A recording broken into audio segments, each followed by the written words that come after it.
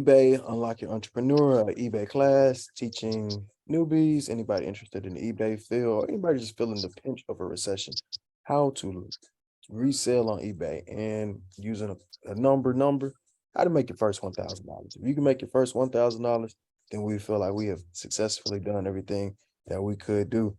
And with every slide, I always let my co-host start it off. So D Mathis, you want to tell the people about yourself?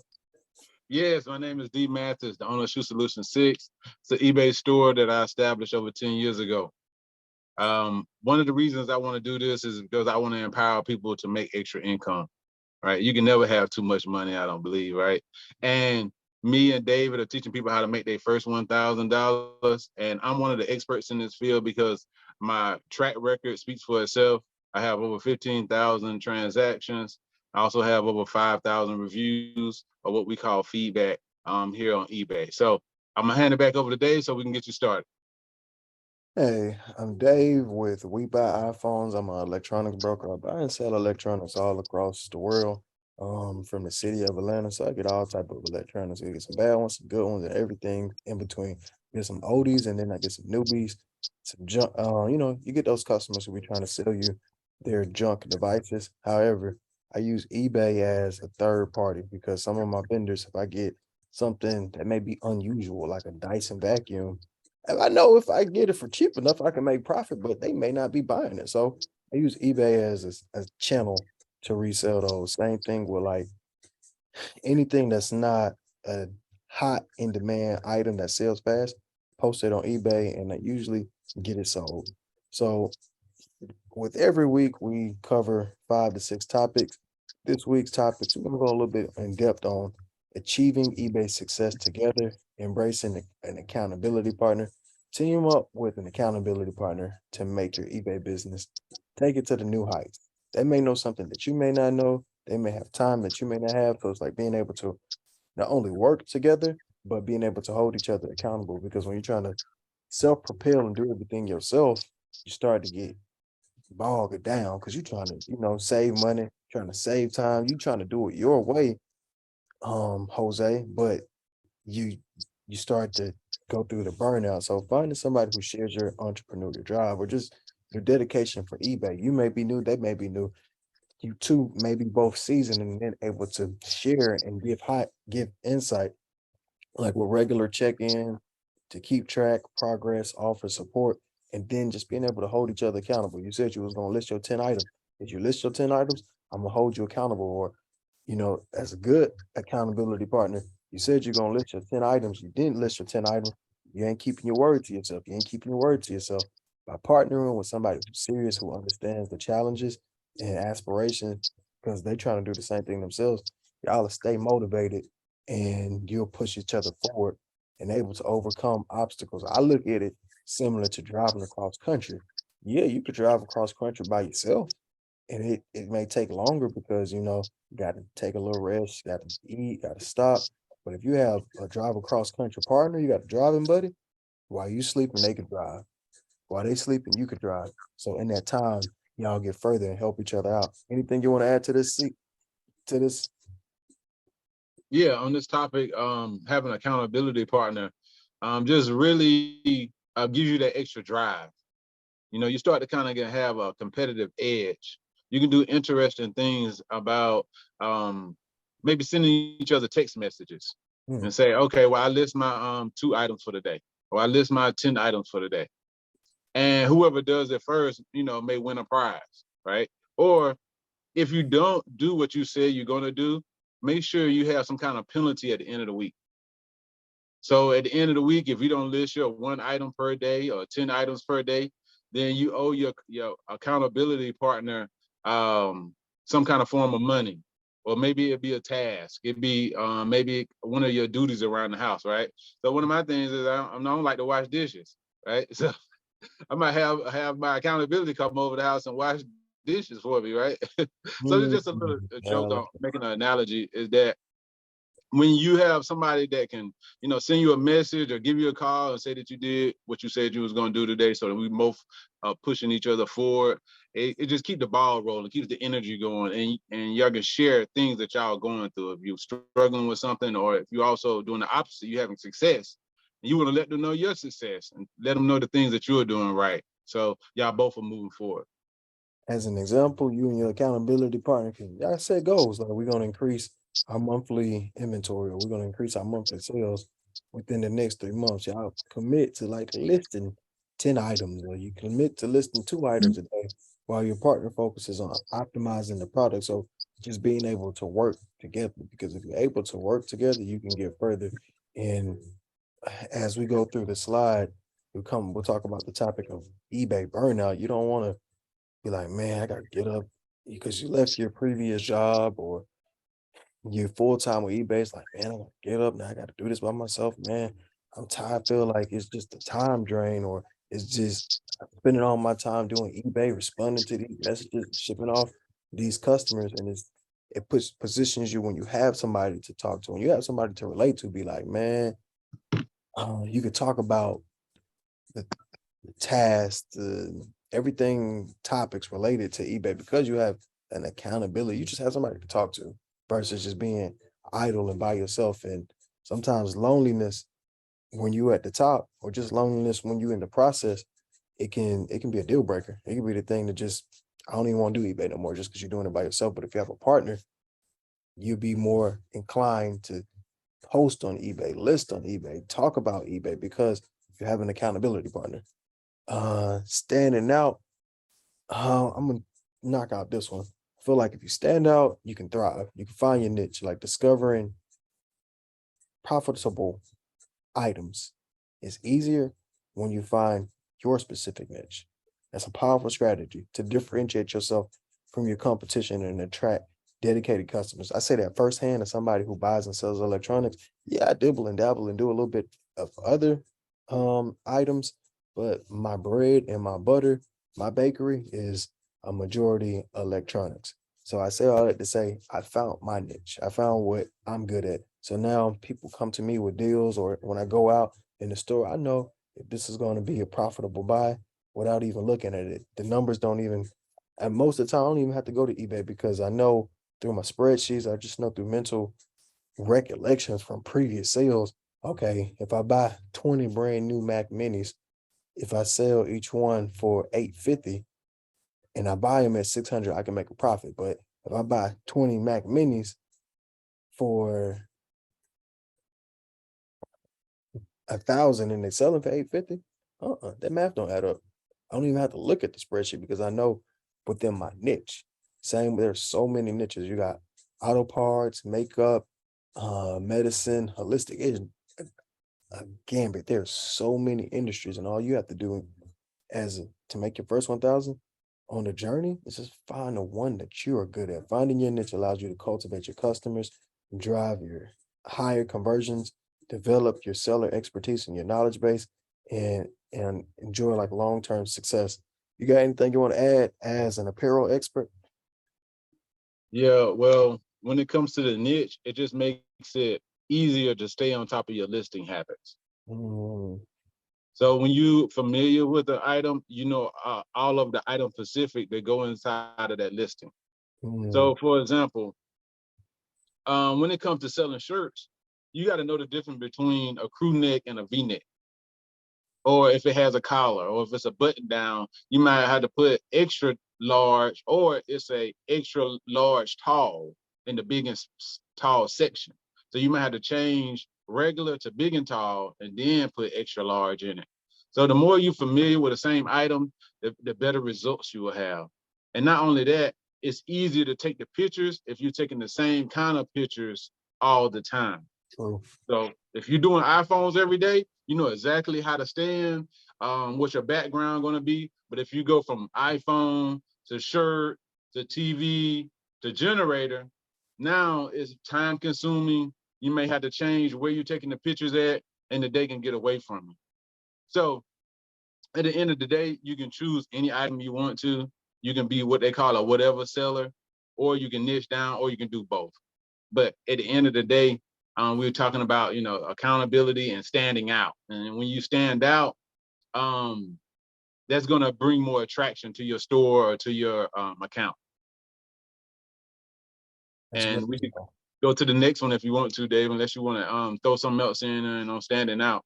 Standing up, I'm talking about just conduct your market research to identify untapped, unserved niche. And when I say untapped, you're untapped because it's tens of thousands of other people who do the same thing in my area. But in my friend group, in my city, I'm the best at what I do. I'm the best at buying and selling electronics because I picked out one thing that I'm good at. Now I'm the industry expert. Now people come to me like, hey man, you want to buy my phone? Can you give me a phone? Can you do anything with these electronics? I know you do a little bit of eBay, but you the electronics guy, and cultivating that type of experience, cultivating that type of niche for yourself within your local and then even on eBay and then abroad well, on your socials because the more you evaluate the demand, you learn your competition, you know your profit potentials when you know your niche. So I'm a firm believer in you guys got to pick a niche. Yeah, it may not happen today, but just start looking for a niche. What do you want to become the best at? What do you like? What's making you the most profit on your eBay store? Consider different factors like the product, exclusivity, target audience size, and then the market trends. Learn these things in your specific niche so that way throughout the year, you know how the prices differentiate. But I could do a whole presentation just on talking about niches, but we're gonna save some topic and save some time for revive your passion, overcoming burnout. Because as an eBay seller, as previously mentioned, sometimes you wake up, you're like, man, I don't even want to do eBay. Man, I don't want to take these packages to the store. Man, I gotta deal with these customer messages, and it just be like a compoundment, just like, oh man, more just added. Got it. You got that person want a refund or person want a return. Be like, man, forget it. And I have been there as a seller who's had multiple accounts. Because again, I'm telling y'all from my mess ups and from my successes that I've been burned on eBay. And it's like, okay, I've had an account suspended or I've had my seller limits decrease because I wasn't feeling it. And when you're not feeling it, it showcases in your work. And it's just like your packages are being delivered late or customers are not getting their packages. It's like being able to deal with burnout. It can hinder your eBay success. So when you have things like an accountability, you have somebody just to talk to.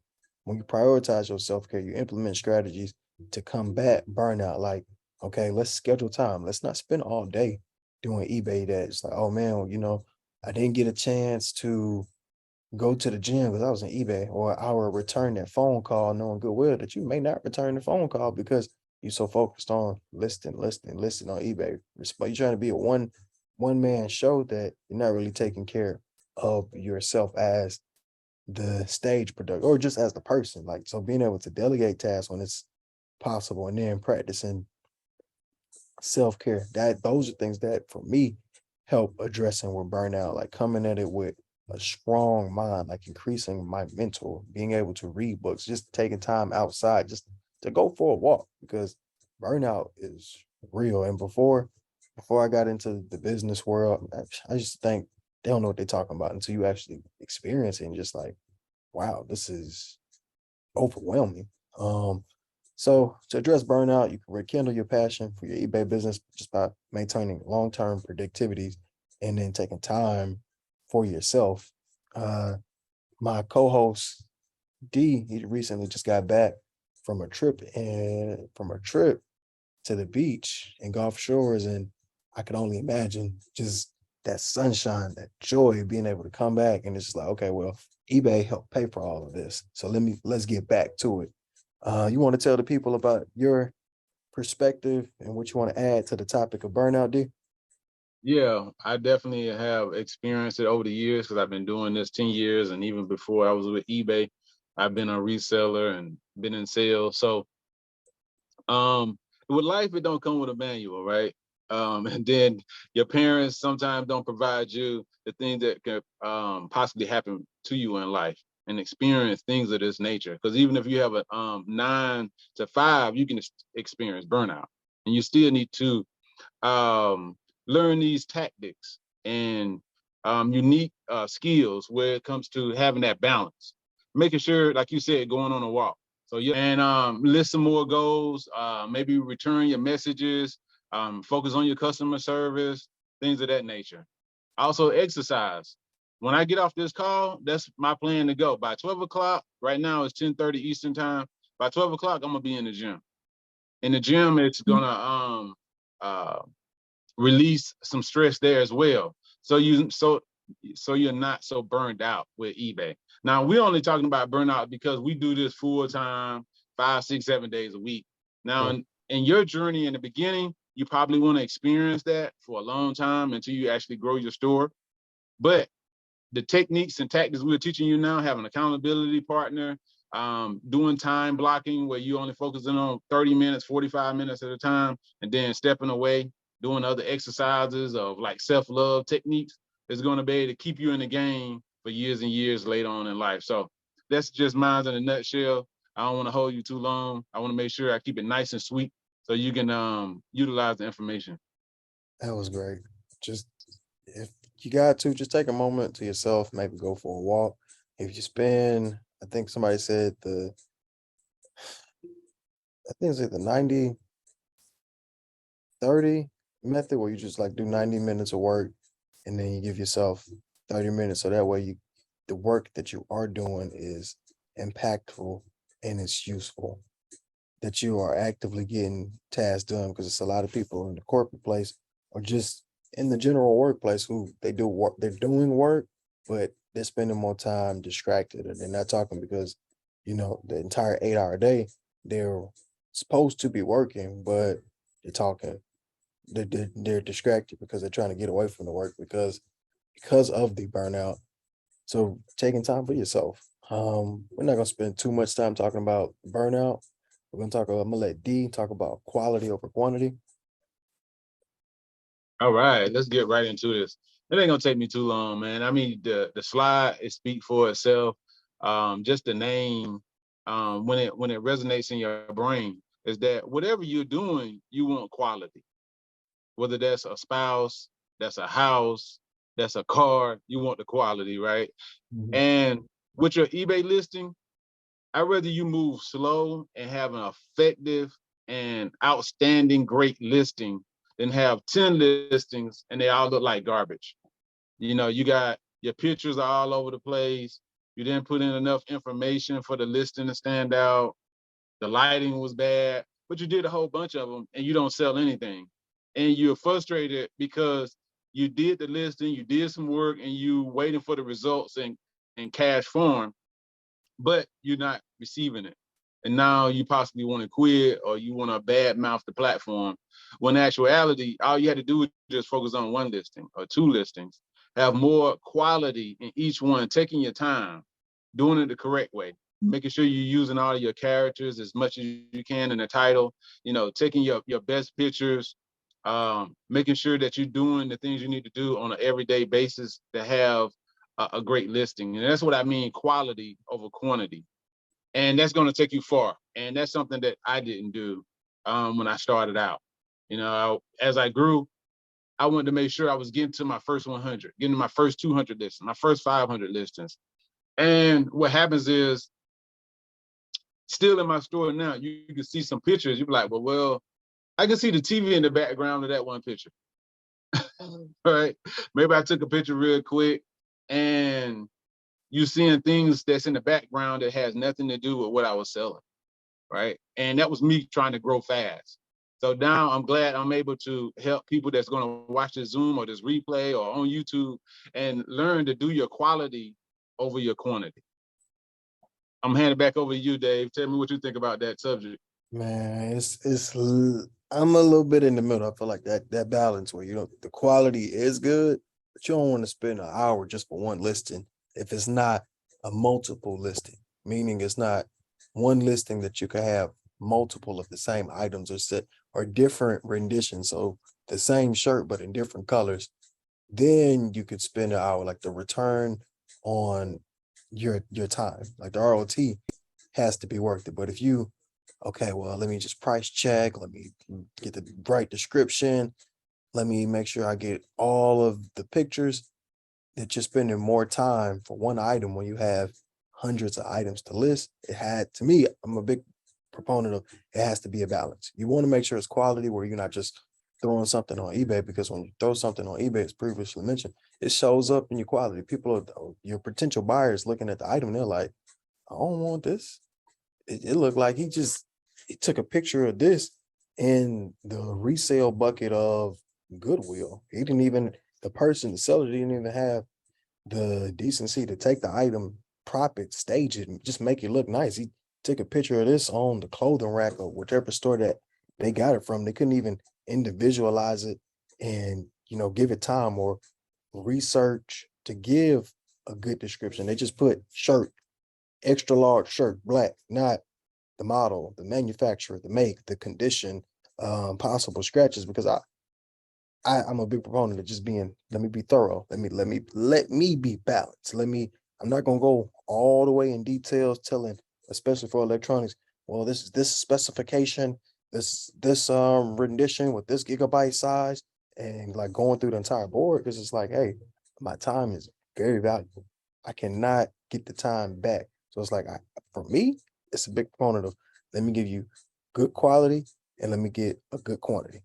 So instead of me spending 1 hour for one post, let me at least try to do realistically, maybe four, 4 to 6 posts. So that gives me about 15 minutes for a good post. Some people can do 10 minutes for one good post, and instead of one post in 1 hour. So I'm getting more okay or good post out to my potential eBay customers. So for that one person in a 4 hour time frame, because I give myself 4 hours, they only get able to get 4 listings done in comparison to myself. If I'm getting a good 4 listings for 4 hours, that's putting me well at about 16 listings.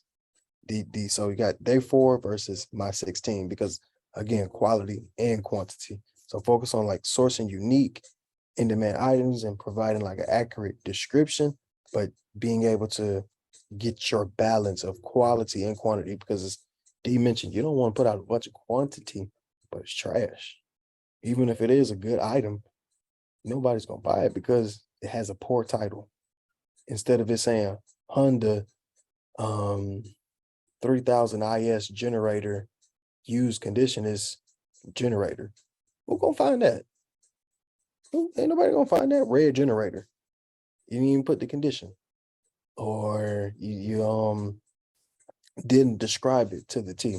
So when you're describing things, putting it in the title, these are keywords that eBay will be looking for to showcase to the potential customer. The customer will be looking for when they go to the eBay platform. They're like, okay, well, Honda generator. Cool. That narrows it down out of all of the particular items in that category versus generator, because now you got thousands of just generators on the platform, and the person's not gonna know that you got this generator for sale. It could be at the best price, but again, it's just because you're rushing to get quantity out that you're not doing a good job. Because the last thing that you want is just to have poor item listed poorly, to have to deal with a refund because the person didn't put the right description, just because they're trying to move. They're just trying to get stuff listed versus doing it right the first time. I'd rather do things right the first time and it take longer than have to go back the second time and do it again. But we're gonna spend a little bit of quality and quantity on this slide. So that was enough quality and quantity as we move to the next slide. Like, this was a great presentation. We're gonna talk about mastering time, the importance of an effective schedule. If you have a schedule and like implementing a well-structured schedule, it's crucial for maximizing not only your productivity, but your efficiency. Because again, I mentioned before, I was trying to do those 6 to 8 hour days where I would eat my breakfast, go for a workout, and then come and just eBay, message. And y'all, I was burnt out. I didn't like it. I was like, man, I'm getting tired. Like, yeah, I would have, let's say maybe 40,000 in sales, but I was like, man, I'm tired of this eBay shit, man. I just be looking for something to do. Somebody be like, hey, you want to help me move? Yeah, I'm on the way. Just to try to get away from eBay. But had I, been conscious of my times, like you need a break. Go walk your dog. Go for a walk. Give yourself a specific amount of time. Prepare in advance. Preparing in advance will help you. But we're gonna talk about just having a schedule. Like, if you want to do a 4 hour shift, do you want to do 8 to 12? Do you want to do a 12 to 4? Do you want to do a 10 to 2? Like, by allocating these time blocks, it gives you the opportunity like to manage your orders, respond to customers. You can maintain your focus and really avoid distractions. D, he mentioned in the previous slide that what he does is the first thing he does is message customers. So like the first 30 minutes of your eBay workday, do you want to take that time to message customers? Do you want to package your orders, your orders the first thing in the morning? You you find what works best for you, but I'm noticing for myself just having a structure in business altogether. So Tuesdays and Thursdays are my content creation days. That's why Thursday is the day that we go live. And I'm noticing that it gives me structure because when you moving all willy-nilly, you just go on with the flow. You're just going with the flow, just going with the flow, just going with the flow. Where it's just like, well, I know I got a list on eBay, but you never really make time to do it. So you're not getting the sales, or you're walking past the items that you know that you need to sell, that you know will sell. You just haven't made time to do it if you're doing this part time on the side. But if you're doing this full time, it's having a schedule. It enables you to balance your work life and your personal life, leading to reduced stress, increase overall satisfaction. D, you want to add to the topic of having a schedule? Yeah, with the schedule, well, it's helped me because I'm married, I got kids. I mean, you want to make sure the eBay is not overlapping much as possible into your family time. So I'm making sure that I do all my scheduling before 4 o'clock. The Mm, main things I want to get done on eBay, 80-90% need to be done by 4 p.m. mm, If not, I'm about to put that on the back burner mm. because when it's family time, I'm making sure I'm getting that in. Right, that's important in my life. Right, so with scheduling, sometimes I had to break it up. So I may do 2 hours in the morning and then 2 hours in the afternoon. So that looks like 9 to 11, and then coming back after lunch, maybe 1 to 3.